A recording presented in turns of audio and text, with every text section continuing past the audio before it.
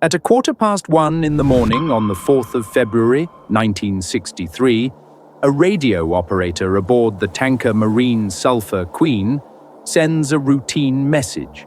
She is in the Straits of Florida, some 270 miles from the mouth of the Mississippi, bound from Beaumont, Texas to Norfolk, Virginia.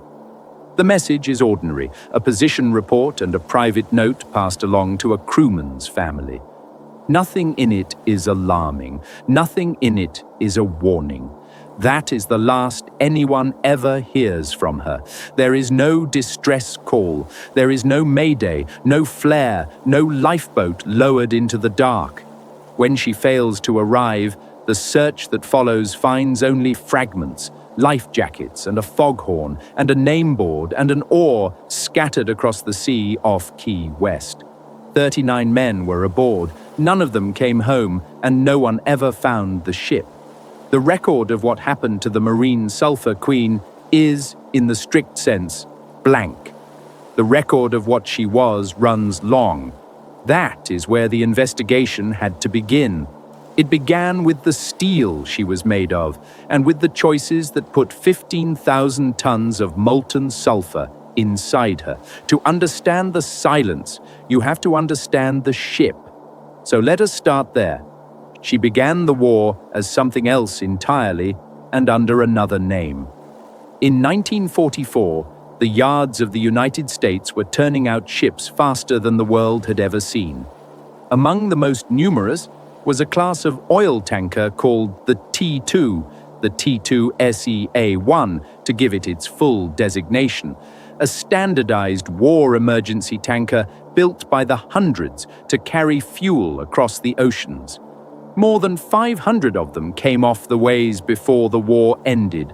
The type as a whole numbered in the many hundreds. They were long, plain vessels, a little over 500 feet, with the engine and funnel set aft and the bridge amidships. They were built to be built quickly.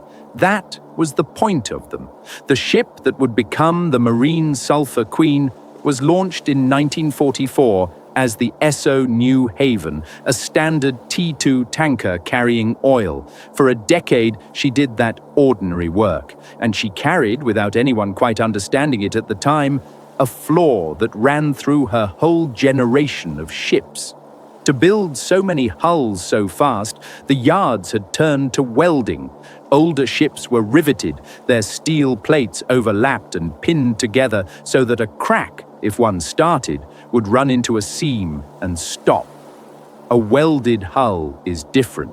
Its plates are fused into one continuous sheet of steel, and that is stronger and faster to build.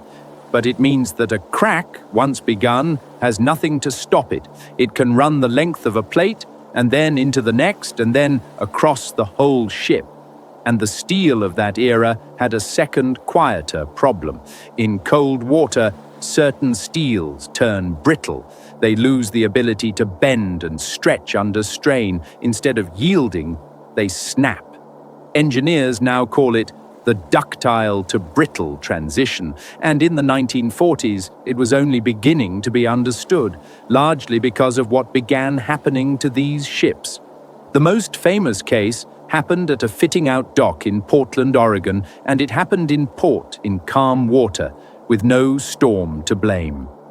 On the 16th of January, 1943, the brand-new T2 tanker Schenectady lay quietly alongside the pier.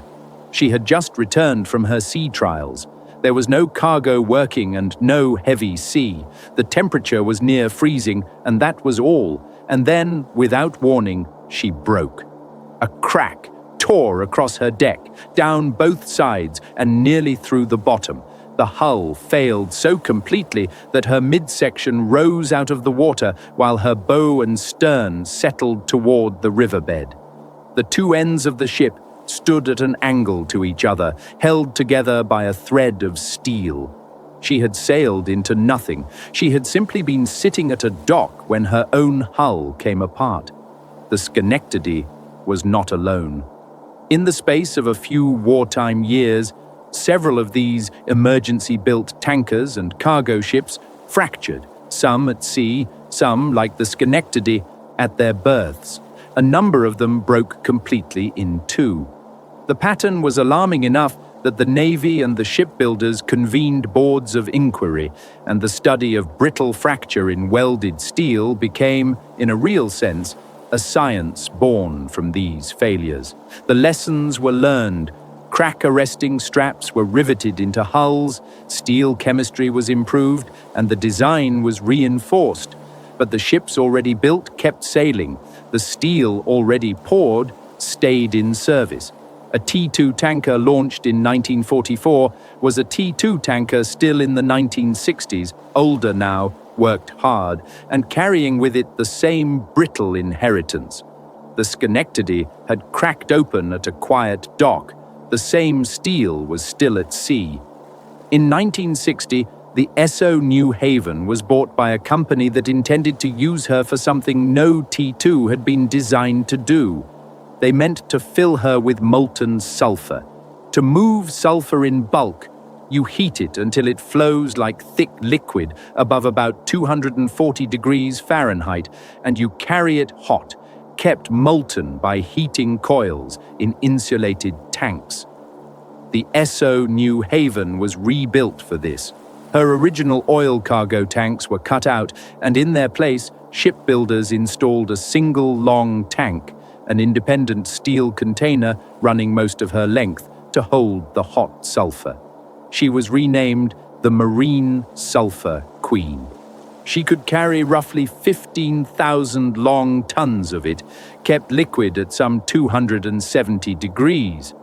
Understand what that conversion did to her.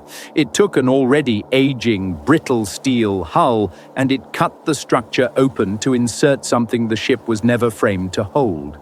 The rules of the day required a major structural conversion to be approved by the Coast Guard and by the Classification Society that vouched for the hull, on plans reviewed for strength before the work was passed. Aboard this ship, the conversion was carried out under that approval. Even so, naval architects raised concerns about how it affected her strength, about the way the great inner tank was supported, and whether the girder of the ship, the beam strength that keeps a hull from bending in a seaway, had been compromised.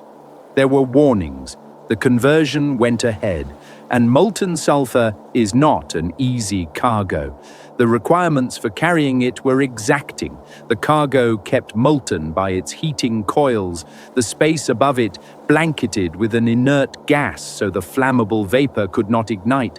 The tanks vented and the temperature watched, because hot sulfur in air can catch fire and burns into sulfur dioxide, a choking, poisonous gas.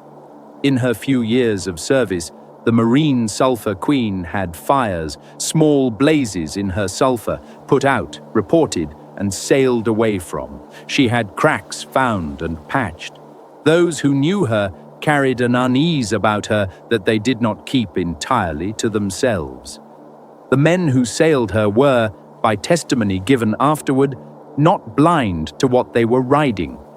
In the inquiry that followed her loss, evidence was heard that members of her crew and men who had sailed on her before had spoken of her plainly.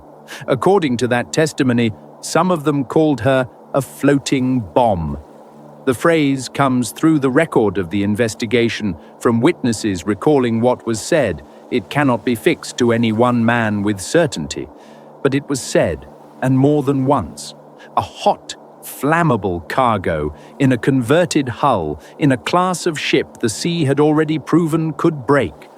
A merchant sailor with a grievance about his ship's safety had recognized channels for it. He could log a formal complaint, refuse to sail a vessel he believed unseaworthy, or bring the matter to the Coast Guard, whose inspectors could survey a ship and hold her in port. Whatever misgivings her crews voiced among themselves, no complaint reached those channels in time to keep her at the dock. There were 39 of them on her last voyage. They were officers and crew of an American merchant tanker, masters and mates, engineers who tended the heating coils that kept the cargo molten, oilers and firemen below, seamen on deck, and the cooks and stewards who fed the ship. They had families in port cities along the Gulf and the East Coast.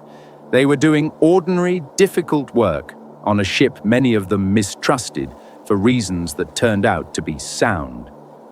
She sailed from Beaumont, Texas, on the 2nd of February 1963, loaded with her 15,000 tons of hot sulfur, bound around the tip of Florida and up the coast to Norfolk. For 2 days there was nothing unusual. The weather in the Gulf and the Straits was rough but not extraordinary, winds of gale force over a heavy sea, the kind of going a tanker was expected to take. In the small hours of the 4th of February, from somewhere in the Straits of Florida, she sent that last routine radio message. A position, a note for a family, then nothing. She was due at Norfolk on the 7th. She did not arrive. When she could not be raised by radio, the Coast Guard began to search, and the search widened over the days that followed across the Straits and the Florida coast.